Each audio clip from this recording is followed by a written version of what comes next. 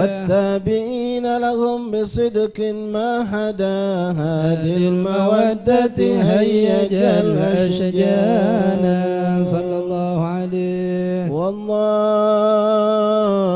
ما ذكر الحبيب لدى المحب إلا وأضحى والها نشوانا صلى الله عليه. أين المحبون الذين عليهم بذل النفوس مع النفائس هانا صلى الله عليه. لا يسمعون بذكر طه المصطفى إلا به انتعشوا وأذهب رانا صلى الله عليه. فاحتاجت الأرواح تشتاق اللقاء وتحن تسأل ربها الرضوان صلى الله عليه. حال المحبين كذا فاسمع إلى سير المشفع وارئ في الآذان صلى الله عليه. انصت إلى أوصاف طه المجتبى وحضر لقلبك يمتلئ وجدانا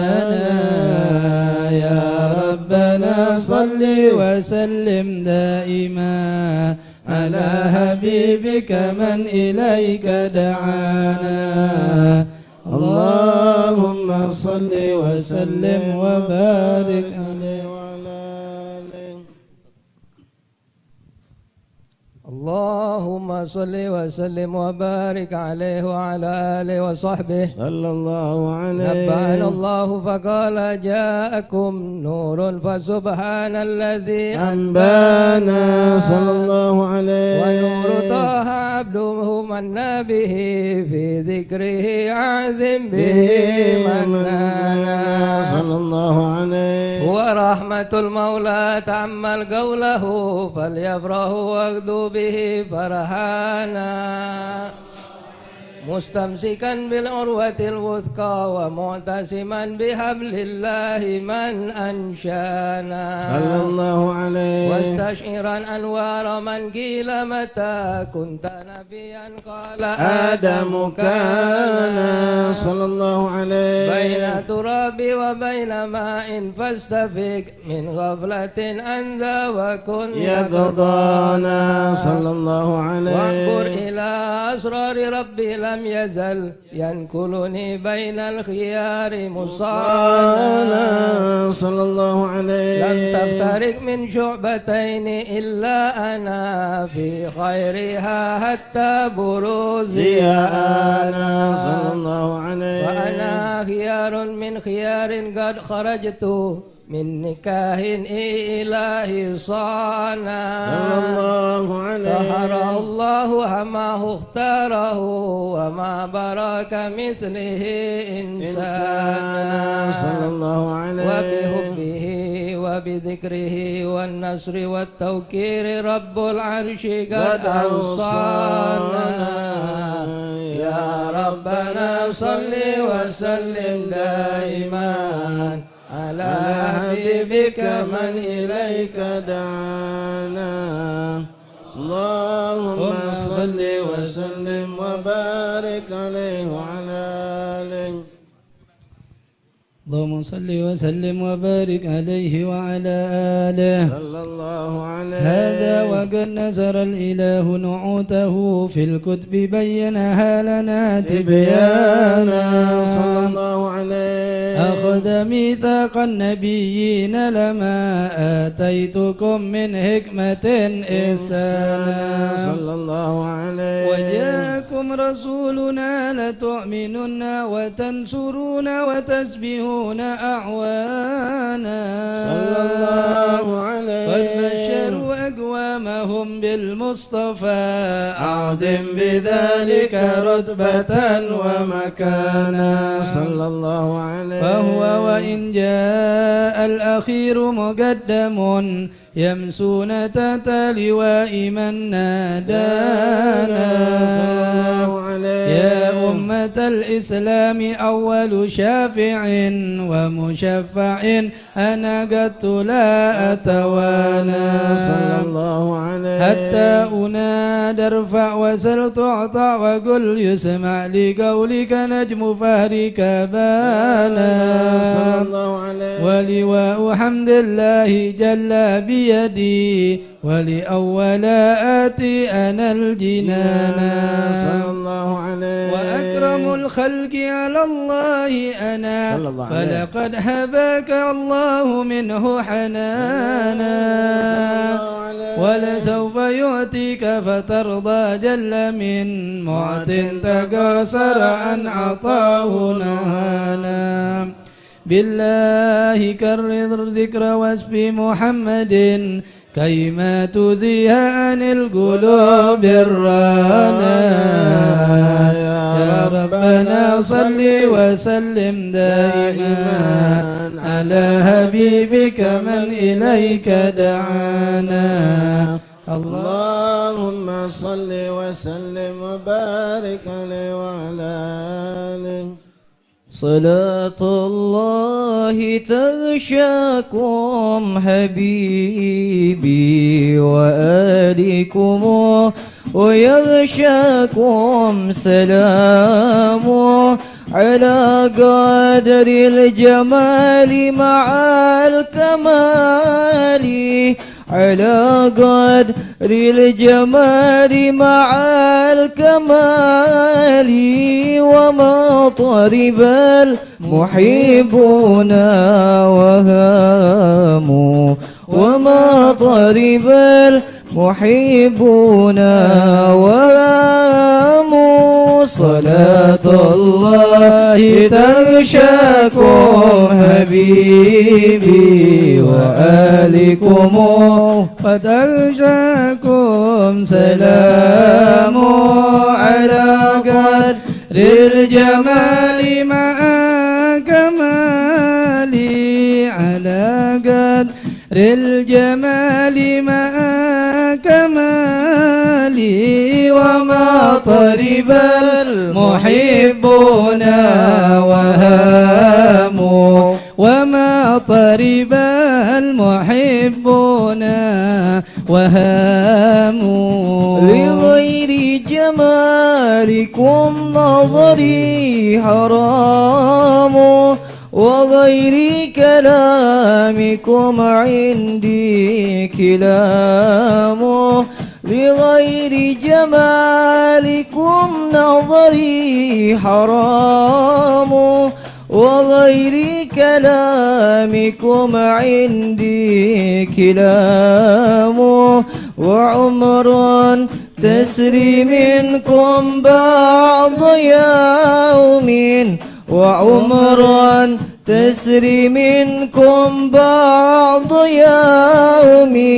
وساعة غيركم عام فها عام وساعة غيركم عام فعام صلاة الله تغشاكم حبيبي وآلكم ويغشاكم سلام على قدر الجمال مع كمالي على قدر الجمال مع كمالي وما طرب المحبون وحاموا وما طرب المحبون وهاموا وصبري عنكم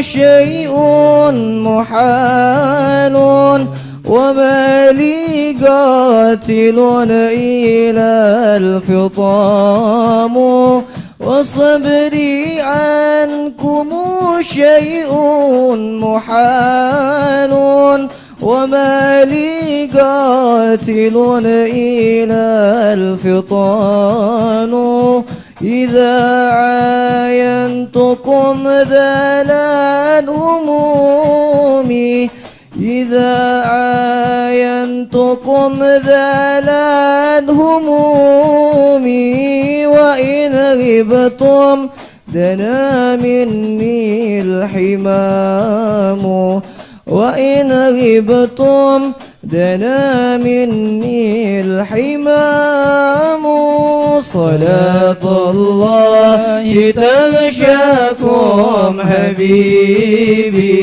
وآلكم ويغشاكم سلامه على قدر الجمال مع الكمال على قدر الجمال مع الكمال وما طلب المحبون وهاموا وما طلب المحبون وهاموا اللهم صل وسلم وبارك عليه وعلى آله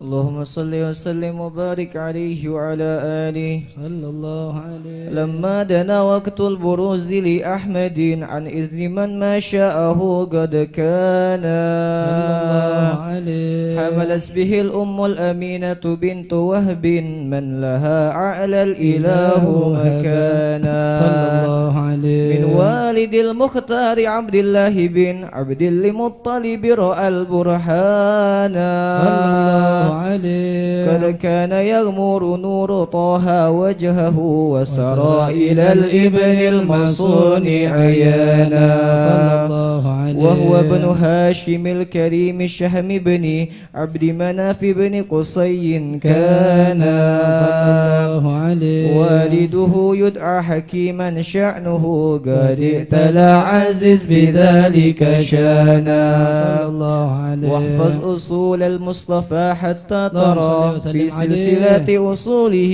عدنانا فهناك كف أعلم برفعه إلى إسماعيل كان للأبي معوانا صلى الله عليه. وحينما حملت به آمنة لم تشك شيئا يأخذ النسوانا صلى الله عليه. وبها أحاط اللطف من رب السماء أقصى الأذى والهم والأحزان صلى الله عليه. ورأت كما قد جاء ما علمت به أن المهيمن شرف الأكوان صلى الله عليه. بالطهر من في بطنها فاستبشرت ودنا المخاض فأسرعت رضوانا سبحان الله الحمد لله ولا إله إلا الله والله أكبر سبحان الله والحمد لله ولا إله إلا الله والله أكبر سبحان الله والحمد لله ولا إله إلا الله والله أكبر سبحان الله والحمد لله ولا إله إلا الله الله أكبر ولا حول ولا قوة إلا بالله العلي العظيم في كل لحظة أبدا عدد خلقي ورضا نفسي وزنة عرشي ومداد كلماتي وتجلت الأنوار من كل الجهات فوقت ميلاد المشفع حانا وقبيل فجر أبرزت شمس الهدى ظهر الحبيب مكرما ومصانا صلى الله على محمد صلى الله عليه وسلم صلى الله على محمد ربي صل وسلم يا نبي سلام عليك يا رسول سلام عليك الله يا حبيب سلام عليك صلوات الله عليك الله يا نبي سلام عليك يا رسول سلام عليك الله يا حبيب سلام عليك صلوات الله عليك أبرز الله المشفع صاحب القدر المرفع فمالا نور النواهي أما كل الكون أجمع الله يا نبي سلام عليك يا رسول سلام عليك الله يا حبيب سلام عليك صلوات الله عليك نكست أسنام سركين وبنا شرك تصدى ودنا وقت الهداية وهي الكبر لتزعزع الله يا نبي سلام عليك يا رسول سلام عليك الله يا حبيب سلام عليك صلوات الله عليك مرحبا أهلا وسهلا بك يا ذا القدر الأرفع يا إمام أهل الرسالة من به الآفات تدفع يا نبي سلام عليك يا رسول سلام عليك يا حبيب سلام عليك صلوات الله عليك أنت في الحسر ما لاذون لك كل الخلق تفزع الله وعيونا دون ترامى قدها من هول أفضى يا رسول الله جئنا لزيارة قاصدين الله نرتجي منك شفاعة عند رب العالمين فلها أنت فتسجون وتنادى شفاعة شفا الله فعليك الله صلى ما بدا النور وسعتا يا رسول الله جيعنا بزيارة قاصدين الله نرتجي منك شفاعة عند رب العالمين وبك الرحمن نسأل وإله العرش يسمع الله يا عظيم المن يا رب شملنا بالمصطفى جمال صلى الله عليك يا نبي الله صلى الله عليك يا نبي الله يا جد الحسن والحسين صلى الله عليك يا نبي يا الله اغفر لي ذنوبي واجعل الجنة هلالي يا الله يا الله اغفر لي ذنوبي واجعل الجنة إلهي يا وبه فانظر إلينا واتنا بكل متما الله وكفينا كل البلايا وادفع الآفات وارفع صلى الله عليك يا نبي صلى الله عليك يا نبي الله يا جد الحسن والحسين صلى الله عليك يا نبي استغفر الله رب البرايا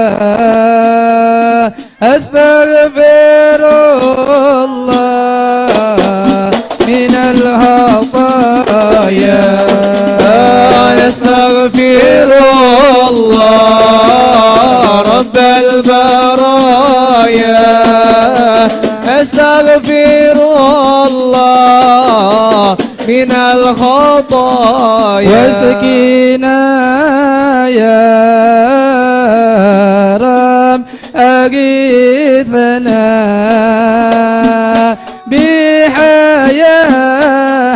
بحياة قالي يا حمام نستغفر الله رب البرايا نستغفر الله من الخطايا واختم الأمر بحسنا وحسن العاقبة ومرجع ونستغفر الله البرايا نستغفر الله من الخطايا يا تواب تب علينا يا تواب تب علينا وارحمنا وانظر إلينا وارحمنا وانظر إلينا يا تواب تب علينا يا تواب تب علينا وارحمنا وانظر إلينا وارحمنا وانظر إلينا وصلاة الله تغشى من له الحسن تجمع أحمد الطهر وآله والصحابة ما قناشا يا تواب تب علينا يا تواب تب علينا وارحمنا وانظر إلينا وارحمنا وانظر إلينا صلى الله على محمد صلى الله عليه وسلم صلى الله على محمد يا ربي صل وسلم صلى الله على محمد صلى الله عليه وسلم صلى الله على محمد يا ربي صل وسلم اللهم صل وسلم صلى الله عليه.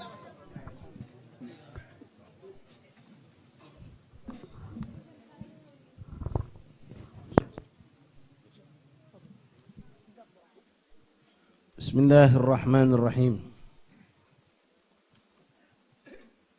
بسم الله والحمد لله والصلاة والسلام على رسول الله سيدنا ومولانا محمد ابن عبد الله وعلى آله وصحبه ومن والاه. رب اشرح لي صدري ويسر لي أمري واحلل عقدة من لساني يفقهوا قولي. ربي زدنا علما ويقينا وارزقنا فهما.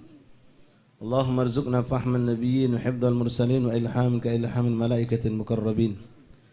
سبحانك لا علم لنا إلا ما علمتنا إنك أنت العليم الحكيم. وتب علينا يا رب إنك أنت التواب الرحيم. اغفر لنا وارحمنا وأنت خير الراحمين فانصرنا على القوم الكافرين. اللهم يا من وفق أهل الخير الخير وأعانهم عليه فقنا اللهم للخير وأعنا عليه ولا حول ولا قوة إلا بالله العلي العظيم. Ma'asyarul habaib, ma'asyarul asatid, ikhwan hadirin jamaah majlis maulid, majlis ta'lim musolah Ridul Jannah Kampung Marah yang insyaallah kita semua dirahmati Allah. Assalamualaikum warahmatullahi wabarakatuh. Alhamdulillah, thumma alhamdulillah, thumma alhamdulillah, lakal hamdu syukra ya Rabbana. Di malam yang ke-6 seperti biasa Lailatul Arbi'ah, malam Rabu, kita dikumpulkan Allah di musallah ini, yang mana pada malam hari ini kita sedikit berubah warna namun intinya sama. Itu malam hari ini kita membaca Maulidur Rasul sallallahu alaihi wasallam, dan sebelum-sebelumnya kita membaca tentang hadis-hadis Rasulullah. Sumbernya sama, yang dibicarakan sama tentang beliau Rasulullah. Kalau kita mengenang seorang aulia Allah, maka rahmat Allah turun. Bukan satu, bahkan rahmat yang tak terhingga. Inda dzikrul aulia tanzilur rahmat. Ketika kita mengenang sosok seorang waliullah, seorang salihin yang berapa hari ini kita menghadiri maulid-maulid di rumah-rumah para aulia Allah, akan turun rahmat Allah. Model macam mana itu? Nyebut nama wali, apa sekedar nyebut turun rahmat Allah? Naam. Kalau seandainya ada misal yang bertanya, semalam maulid arba'in di mana? Semalam maulid arba'in di mana? Lalu kita jawab, semalam maulid di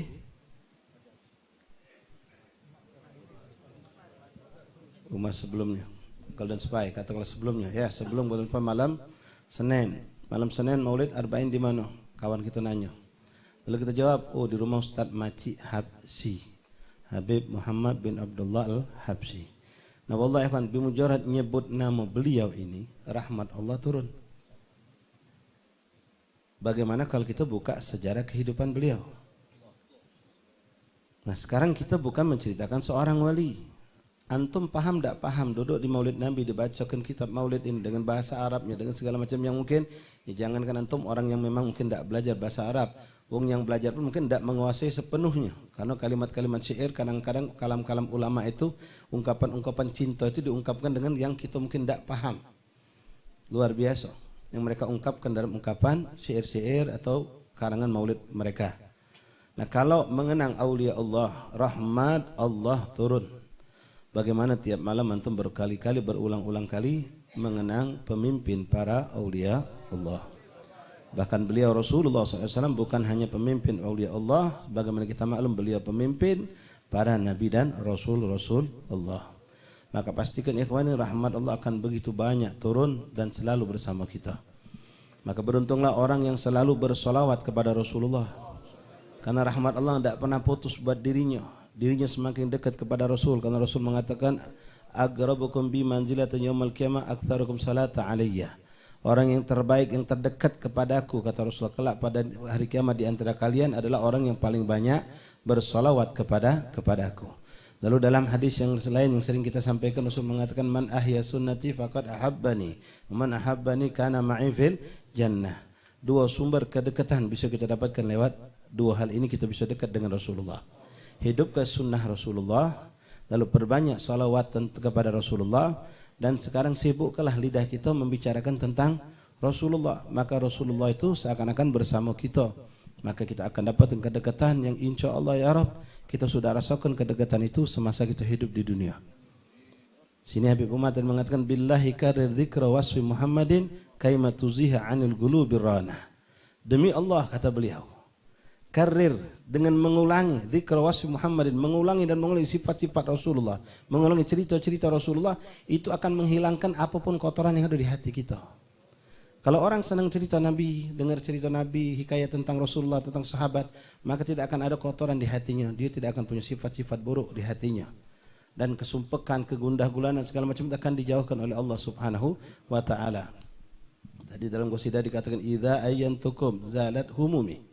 Kalau aku mengenang engkau, mengingat engkau, akan hilang semua sumpekku, kata beliau. Itulah ungkapan orang-orang soleh. Nah, mudah-mudahan kita bisa mendapatkan seperti itu. Ketika mengenang Rasulullah, mengingat Rasulullah, sumpah kita hilang, susah kita hilang, pikiran hunyam kita hilang, hati kita yang kotor pun dibersihkan oleh Allah Subhanahu wa ta'ala. Ma'asyal ahbab rahimani rahimakumullah. Di dalam Al-Quran Allah Subhanahu wa ta'ala menceritakan kepada kita, ini ada asbabul wurudnya sebuah ayat Al-Quran. Qala Allah ta'ala, "A'udzu billahi minasyaitonir rajim, bismillahirrahmanirrahim. Wa ma kana Allah liyu'adzibahum wa anta fihim wa ma kana Allah mu'adzibahum wa hum yastaghfirun." Ini ayat luar biasa ikhwan, menunjukkan bagaimana tinggi dan hebatnya cinta kasih baginda Rasulullah kepada kita. Diceritakan ikhwani rahimakumullah, beberapa hari lama Rasulullah selalu malam hari nangis hebat. Kenapa Rasulullah menangis? Karena Rasulullah begitu banyak dan sering mendapatkan ayat-ayat datang lewat Jibril alaihissalam kepada Rasulullah yang menceritakan bagaimana Allah mengadab kaum-kaum umat-umat sebelum umat Rasulullah. Bahkan mereka itu diadab oleh Allah, di tengah-tengah mereka ada nabinya. Nabi mereka masih hidup bersama kaum yang murtad, yang durhaka, yang menentang Allah dan Rasul tersebut. Allah adab, Nabi itu menyaksikan sendiri. Betul adzan insyaallah. Adam adzan salam.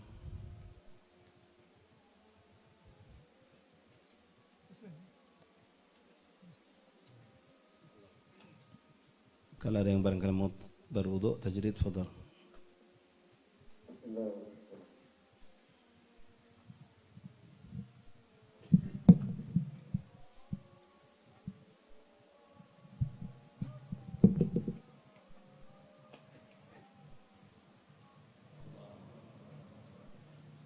Allahu Akbar,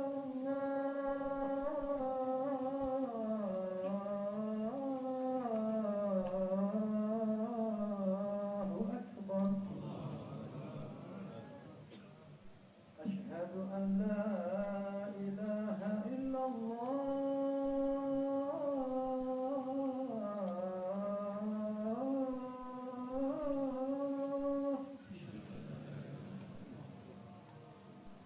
أشهد أن لا إله إلا الله.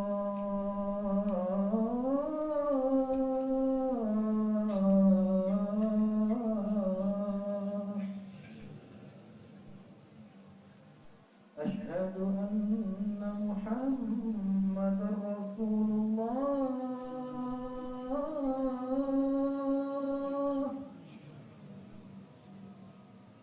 أشهد أن محمدا رسول الله.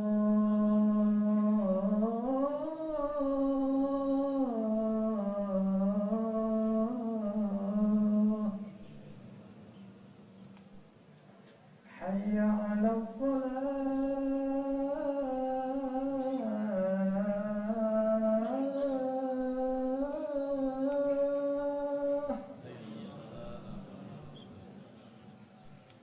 حي على الصلاة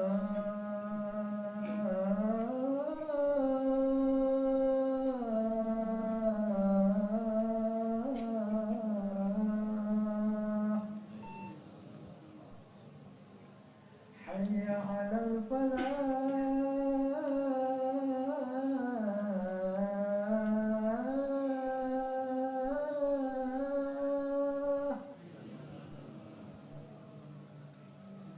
حي على الفلاح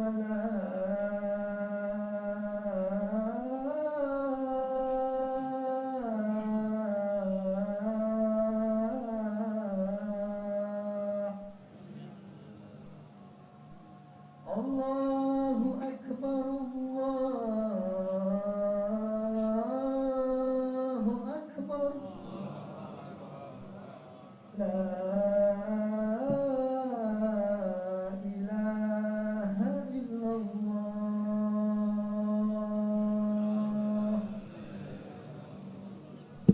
لا إله إلا الله محمد رسول الله صلى الله عليه وآله وصحبه وسلم تسليما اللهم صل على سيدنا محمد اللهم رب هذه الدعوة التامة والصلاة القائمة آتي سيدنا محمد صلى الله عليه وسلم وسيلة الفضيلة والشرف درجة العالية رفيعه وبعثه مقام محمود الذي بعثته يا أرحم الراحمين رب اغفر لي والدي رب اغفر لي والدي رب اغفر لي ولوالدي رب اغفر لي والدي رب اغفر لي والدي وارحمهما كما ربياني صغيرا اللهم إنا نسألك العفو والعافية والمعافاة الدائمة في الدين والآخرة صلى الله عليه وسلم محمد النبي الأمي وآله وصحبه وسلم الحمد لله رب العالمين. Ma'asyarul habaib hadirin ikhwan rahimakumullah.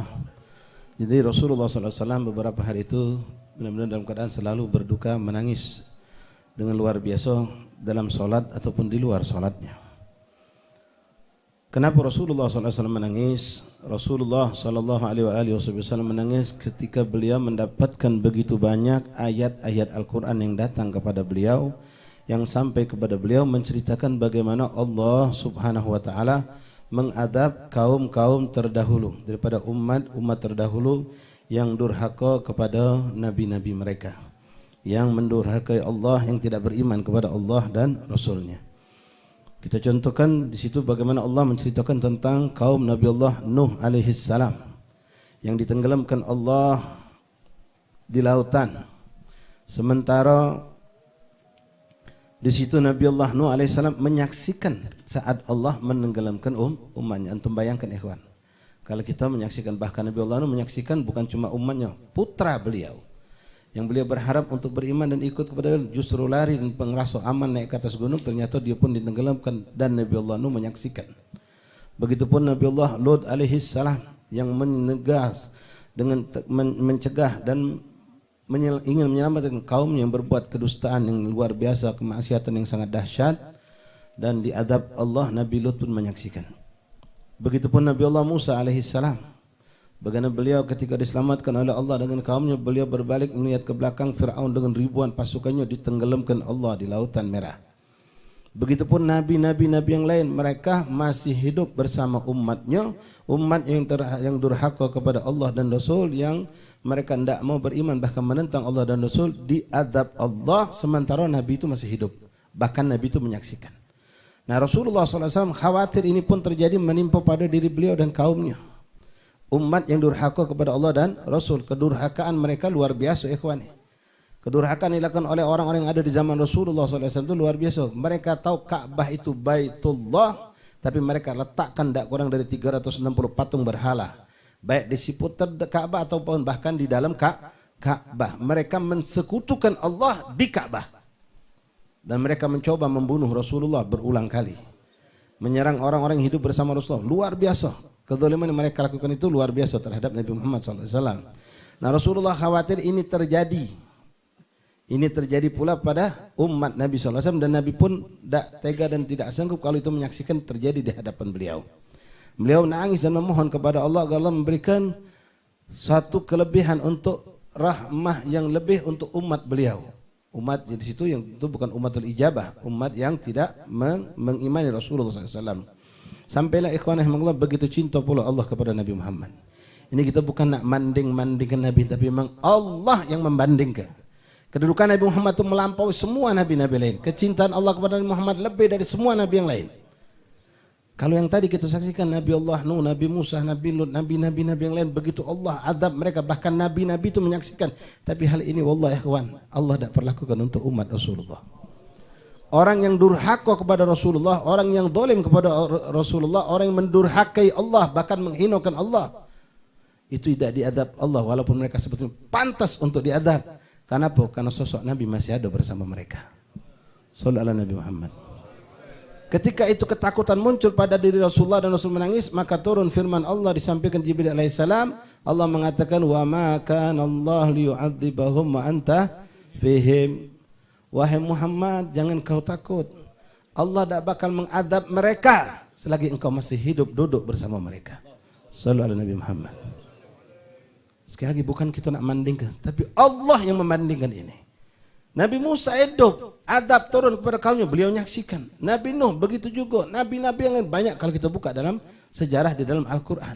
Tapi untuk umat Rasulullah yang durhaka kepada Nabi Muhammad, yang mengganggu Rasulullah, yang menghinakan Allah, menghinakan Ka'bah, Baitullah, mensekutukan Allah dengan begitu dahsyatnya, bahkan mendolimi, bahkan membunuh dan menyerang umat Islam, Allah tidak perlakukan itu karena ada sosok Rasulullah masih bersama mereka. Senang Rasulullah, gembira Rasulullah. Tapi Rasulullah pun tidak sampai di situ, berpikir kalau seandainya aku wafat berarti adab Allah akan turun. Kalau adab itu turun, ya bukan cuma menimpa mereka orang kafir. Dia khawatirkan Nabi Muhammad SAW, umat Islam yang ada bersama mereka pun mungkin akan mendapatkan bagian dari adab tersebut. Yang lebih dipikirkan Rasulullah adalah umatnya. Kalau sudah Rasulullah wafat, berarti Rasul tidak bakal menyaksikan itu. Kejadian adab itu tidak bakal disaksikan oleh Rasulullah. Tapi Rasul khawatir kalau adab itu diturunkan Allah setelah beliau wafat, umatnya pun kena getahnya, kena bagian dari adab tersebut. Maka Allah yang begitu cinta kepada Rasulullah SAW menghibur kembali Rasul, mengatakan, wa ma kana Allah mu'adzibahum wa hum yastaghfirun. Demi Allah, dan Allah tidak akan pernah mengadab mereka selagi mereka selalu beristighfar, memohon ampun kepada Allah.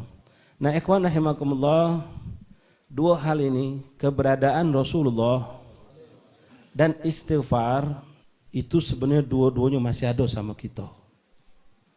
Kalau ada orang mengatakan cuma tinggal sika Ustaz, Rasulullah sudah wafat, ya benar secara hukum zahir seperti itu.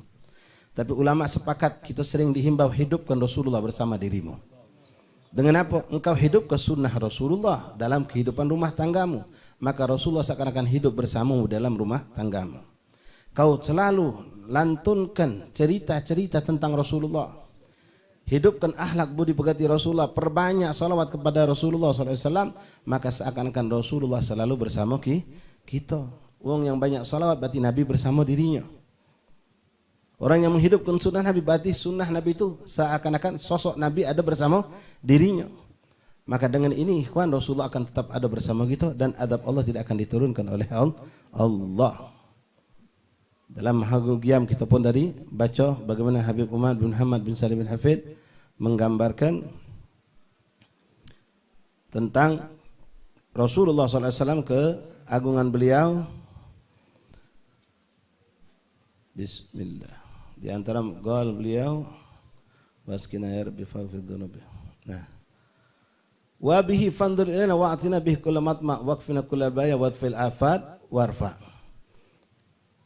Rabbi faghfir li dhunubi waskina waqtim salatul. Beliau mengatakan dengan bersalawat, bertawasul dengan Rasulullah SAW, maka seluruh afat, seluruh bala, seluruh musibah itu akan tertolak dan diangkat oleh Allah Subhanahu wa ta'ala.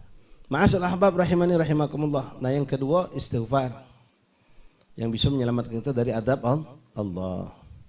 Istighfar, tapi nasihat buat diri saya kita gal-gal ikhwan, istighfarlah dengan istighfar yang benar-benar menghadirkan hati kita. Jangan sampai na'udzubillah min dzalik istighfar kita butuh diistighfarkan. Kita istighfar minta ampun sama Allah tapi kita lalai, tidak ingat sama Allah. Nah, salah satu istighfar yang pasti diijabah oleh Allah, apalagi kalau barengi dengan hati yang hadir, istighfar yang sering kita panjatkan di dalam maulid-maulid. Rabbi faghfirli dhunubi, ya Allah bi barakatil hadi Muhammad.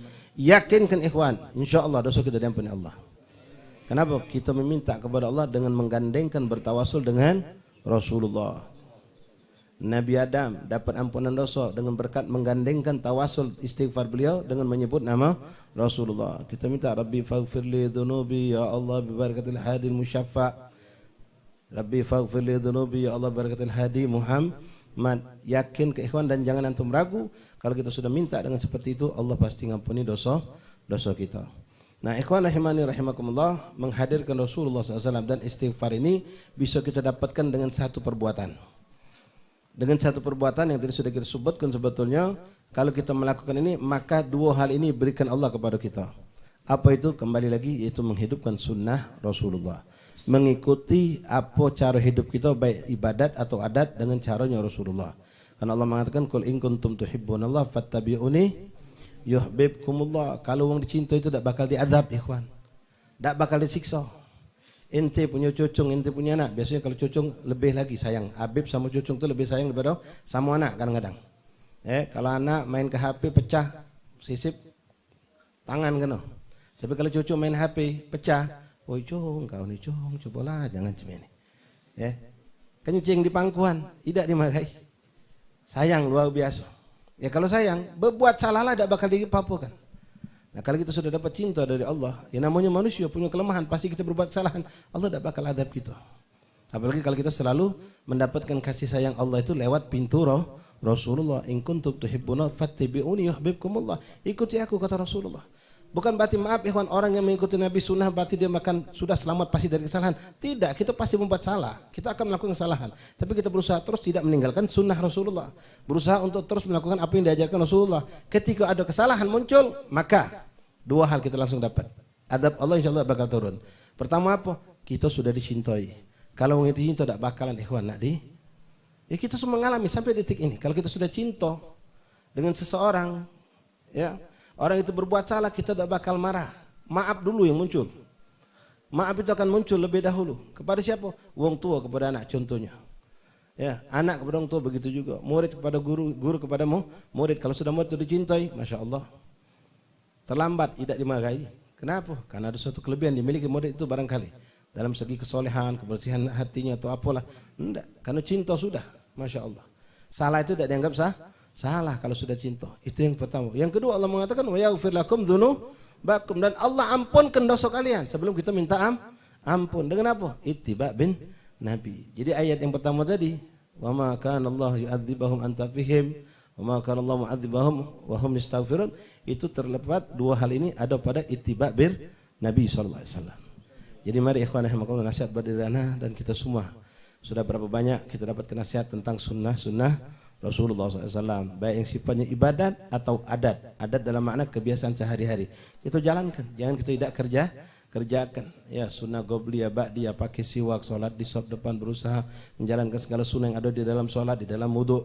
Kemudian dalam kehidupan sehari-hari kita makan, minum, tidur, berpakaian, segala macam, sampai dari tidur ke tidur lagi, semua kita usahakan untuk menjalankan sunnah Rasulullah SAW.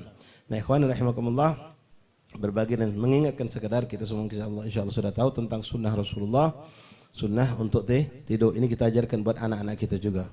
Banyak sekali sunnah yang diajarkan Rasulullah ketika kita nak tidur. Di antaranya disunahkan kita tidur dalam keadaan berwudu, ya, dalam keadaan berwudu. Kemudian tidur diusahakan ngadap kanan, kalau bisa lebih tepat lagi kanan dan ngadap kiblat. Seandainya ngadap kiblat sama kanan yang tidak bertemu, apa pacar tidak ketemu, yo posisi ranjang kita tidak ada ngadap kiblat. Kalau kita tidur, misalnya baik kiblat ke sana, ganjang kita memanjang macam ini, ya tentu kita badan kita tidak ngadap kiblat, maka ambillah posisi ngadap kanan. Kalau memang bisa diarahkan kiblat dan ngadap kanan digabung, itu yang lebih utama. Jadi kalau tidak bisa gabung, bukan kiblatnya, tapi kanannya. Ini sunnah Rasulullah. Ini dijelaskan oleh Imam Haddad. Ya, sekarang memang bukan bicara tentang bab ta'zim kiblat atau tidak ta'zim. Memang ta'zim kiblat itu diutamakan, tapi ketika sunnah Nabi sudah menentukan, maka sunnah itu kita lebih utamakan.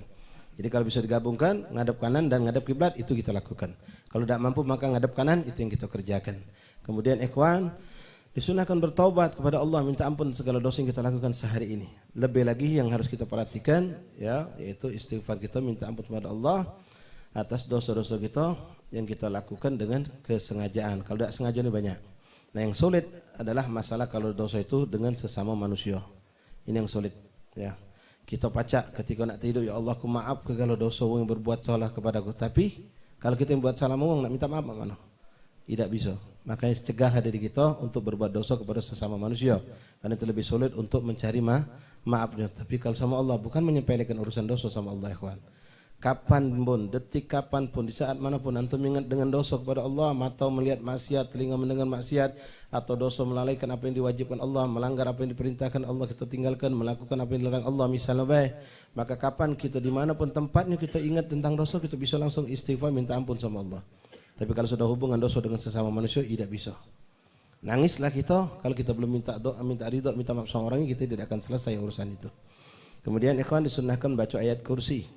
Sebelum tidur baca ayat kursi, lalu ditambahkannya baca Amana Rasul. Sebagian ulama mengatakan dari lillahi ma fis samawati wa fil ard, akhir daripada suratul Baqarah, Amana Rasul ila akhir. Kemudian baca Subhanallah 33, Alhamdulillah 33, Allahu Akbar 33 seperti ba'da salat, seperti kita bisa salat. Ini semua sunnah Rasulullah. Lalu ditambahkan lagi baca Bismikallahumma ahya, Bismika amun yang panjang banyak, Bismika Rabbi wada'tu jam, Bismika Rabbi arfahu ila akhir.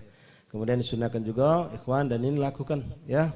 Sunnah Nabi ini kalau pacat istiqomahkan, tidak pacat minimal seumur hidup sekali jadilah. Tapi jangan kita batasi, jadilah yang penting sudah sekali. Nah itu bodoh. Ya artinya kita lakukan semampu kita untuk istiqomah dawam. Tapi ketika kita teledor, ada selangnya, ada kosongnya, tidak apa-apa, kita kerjakan lagi. Apa itu? Antum rapatkan tangan antum, buka kedua pertama, baca suratul Ikhlas, Qul huwallahu ahad, Qul a'udzu birabbil falaq, Qul a'udzu birabbin nas. Setelah dibacakan, selesai, ditiupkan ke telapak tangan kita, lalu tangan kita diusap.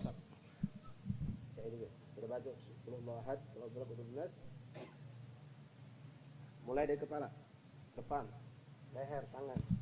Usapkan kedua tangan kita ke sekujur tubuh kita sesampainya tangan mencapai. Ini sunnah Rasulullah. Bahkan dikatakan di kitab yang kita baca di majelis Al-Adhkar, sampai saat Rasulullah tidak mampu melakukannya sendiri, sudah dalam keadaan sakit cukup payah, beliau meminta salah satu keluarganya untuk melakukan itu untuk beliau. Shallu ala Nabi Muhammad. Nah ini kita lakukan, sampaikan buat anak istri kita. Kalau kita punya anak kecil kita, kalau memang sudah bisa diajarkan, ajarkan. Kalau dia belum bisa mengerti, umur 2-3 tahun, masih kecil barangkali, kita yang ngawikannya. Baca Qul huwallahu ahad sekali, Qul a'udzu birabbil falaq sekali, Qul a'udzu birabbin nas sekali. Naam, ada yang mengatakan 3 kali. Labas, ya. Yang jelas dibaca Qul huwallahu ahad, bismillah, pakai bismillahirrahmanirrahim. Qul huwallahu ahad, Allahu samad, lam yalid walam yulad, walam yakul lahu kufuwan ahad. Qul a'udzu birabbil falaq, Qul a'udzu birabbin nas. Setelah itu ditiupkan, lalu diusapkan macam kita pakai bedak. Usapkan ke sekujur tubuh sesampainya, ya, belakang badan sampai kaki, ujung kaki kita semuanya, depan belakang. Ya dalam keadaan kita berpakaian itulah. Nah, lalu kita berzikir dengan apa yang kita bisa. Tambahkan zikir dari salawat kepada baginda Rasulullah SAW, termasuk juga surah Inna anzalnahu fi lailatul qadr, itu juga dianjurkan untuk dibaca ketika kita nak tidur. Nah insyaallah orang yang tidur seperti ini ikhwan, sepanjang tidur itu bernilai ibadah di sisi Allah. Kenapa? Karena tidurnya kita mencontoh Rasulullah. Kalau tidur bebas tidur, ya tidak ada nilai ibadah sama sekali. Itulah buang umur kita, naudzubillah. Tidak ada beda antara kita dengan orang fasik, bahkan naudzubillah tidak ada beda kita dengan orang kafir. Bahkan maaf, ya lebih buruk lagi kalau boleh disamakan, tidak ada beda kita dengan hewan. Hewan tidak ada tidak pakai baca doa. Ya, nah orang kafir pun sama. Kapan tidur? Kadang-kadang kita sampai depan TV tertidur. Kalau Habib dulu kiai orang tua kita tertidur, tasbih di tangan. Ini remote di tangan. Ada yang HP di tangan. Subhanallah. La haula wala quwata illa billah. Mari ikhwan, sunnah Rasulullah kita hidupkan. Lalu kita sebarkan. Nah, di situ nanti ketika sunnah Rasulullah berjalan di rumah kita, berarti pastikan Rasulullah ada bersama kita. Nafikum Rasulullah. Rasulullah ada bersama kita. Ya, Ali bin Muhammad Habsyi dalam kitab Maulid mengatakan, wa min nashriti bihi ta'attaratit turuq wal manazil bihi arfi dzikri thayyibatul majalis wal mahabil. Dengan kita menyebarkan, menceritakan tentang Rasulullah SAW, maka akan menjadi semerbak harum rumah-rumah, jalan-jalan, bangunan-bangunan tempat yang kita lewat. Kata ulama mengomentari ini sebenarnya bersumber dari hadis Rasulullah. Ya. Kalau jalan, kalau rumah, kalau tempat, di situ diceritakan tentang Rasulullah, di situ dihidupkan sunnah Rasulullah, menjadi terang, menjadi semerbak, menjadi harum, menjadi indah. Bagaimana dengan orang yang melakukan itu? Rumah itu menjadi semerbak, harum karena ada orang yang bersalawat kepada Rasulullah, ada orang yang menghidupkan sunnah Rasulullah. Nah, bagaimana dengan orang itu sendiri yang melakukan sunnah, yang bersalawat, yang menyebut-nyebut tentang sosok agung Rasulullah? Mudah-mudahan Allah Subhanahu wa taala memberkahi pertemuan kita pada malam hari ini. Yang mana malam hari ini juga adalah malam penutupan sementara insyaallah. Mungkin setelah acara maulid di sini selesai, mungkin ya kurang lebih 3 minggu ke depan kita libur. Insyaallah kita kumpul lagi, akan dikabarkan ya, majelis akan kita lagi. Ya alhamdulillah selama ini majelis kita majelis Rasulullah SAW, pembahasan hadis Nabi, dan kita sekarang pun diajak oleh para hadis kita untuk menghidupkan maulid Rasul SAW. Sekali lagi ikhwan, ambil faedah sebanyak-banyaknya dari maulid Nabi SAW. Pastikan setiap orang yang hadir pasti dapat, tapi kita juga pengen dapat bukan cuma keberkahan majelis, asrar, ampunan dosa segala macam, tapi yang sifatnya continue. Apa? Yaitu dapat ilmu dan diamalkan. Dan lebih cantik lagi kalau kita bisa sampaikan kepada orang lain sehingga kita mendapatkan amal jariyah daripada amal yang kita sampaikan tersebut. Wallahu a'lam bishawab. Untuk besok Jatri kami mengundang habaib ikhwan sekalian ba'dal asar maulid Nabi Muhammad SAW dalam rangkaian maulid musolah dan masjid majelis di majelis taklim di rumah Habib Cik Waspada, Lorong Waspada, yang memang setiap Rabu petang kita majelis. Dan besok adalah peringatan maulid Nabi Muhammad SAW. Tapi ini khusus laki-laki. Kalau majelis biasa ada perempuan, tapi karena maulid ini umat terlalu banyak, jadi perempuan tidak. Mereka sendiri punya kegiatan sendiri maulid. Jadi besok Jaturi ba'dal asar, sekaligus ngehol ke beliau karena beliau wafat di bulan Rabiul Awal. Habib Muhammad bin Muhsin Asgaf, atau lebih kenal dengan Habib Cik Waspada. Jaturi ikhwan besok malam besok ba'dal asar insyaallah. Wallahu a'lam bishawab.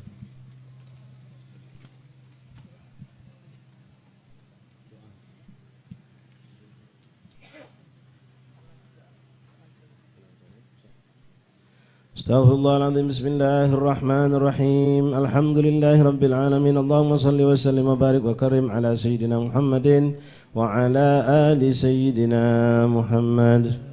ولقد أشرت لناتي من أوصافه تحيي القلوب تهيج الأشجان والله قد أثنى عليه فما يساوي القول منا أو يكون ثنانا لكن حبا في السرائر قد دعا لمده صفة ربنا وهدانا وإذ امتزجنا بالمودة ها هنا نرفع أيدي فقرنا ورجانا للواحد الأحد العلي إلهنا متوسلين بمن إليه دعانا مختاره وحبيبه وصفيه زين الوجود به الإله هبانا يا ربنا يا ربنا يا ربنا بالمصطفى اقبلنا أجب دعوانا يا الله أنت لنا يا ذخرنا في هذه الدنيا وفي أخرانا أصلح لنا الأحوال واغفر ذنبنا ولا تؤاخذ ربي إن أخطانا واسلك بنا في نهج طه المصطفى ثبت على قدم الحبيب خطانا أرنا بفضل منك طلعت أحمد في بهجة عين الرضا ترانا واربط به في كل حال حبلنا وهبال من ودى ومن والانا والمحسنين ومن أجاب نداءنا وذوي الحقوق وطالبا أوصانا والحاضرين وسعيا في جمعنا نحن بين يديك أنت ترانا ولقد رجوناك فحقق سؤلنا واسمع بفضلك يا سميع دعانا وانصر بنا سنة الطه في بقاء الأرض واجمع كل من نادانا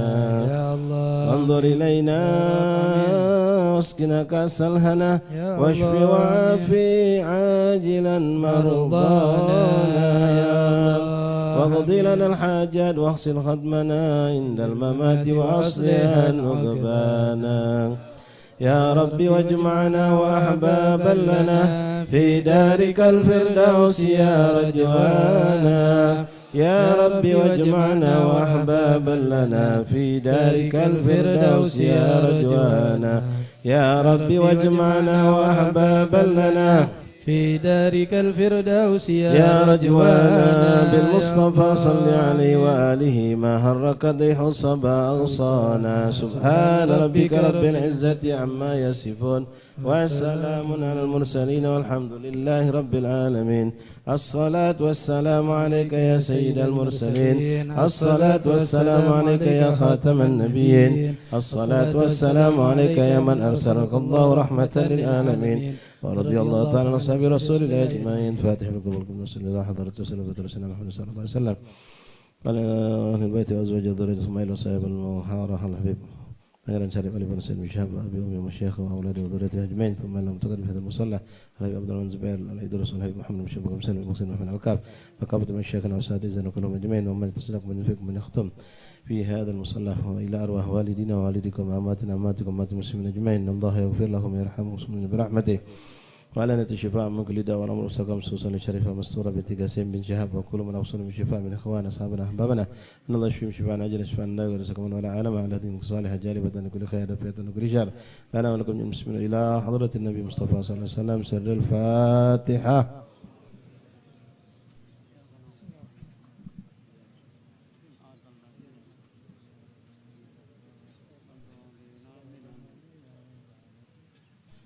بسم الله الرحمن الرحيم الحمد لله رب العالمين اللهم صل وسلم على سيدنا محمد وعلى سيدنا محمد.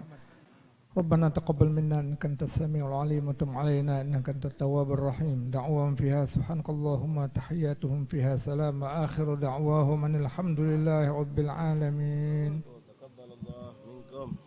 Taqabbal ya karim. Sekali lagi ikhwan, ini malam adalah malam penutupan sementara majelis kita. Jadi malam berberpan kita libur. Besok sore majelis Habib Cik, Ba'dal Asar dan Ba'dal Maghrib di Musalla Sayyurus Salikin, insyaallah juga penutupan majelis dan akan laksanakan juga pembacaan Maulid Rasul sallallahu alaihi wasallam. Musalla Sayyurus Salikin di belakang Rumah Sakit Pembaru dekat Magom Pangeran. Jatuh di sama sekali ikhwan.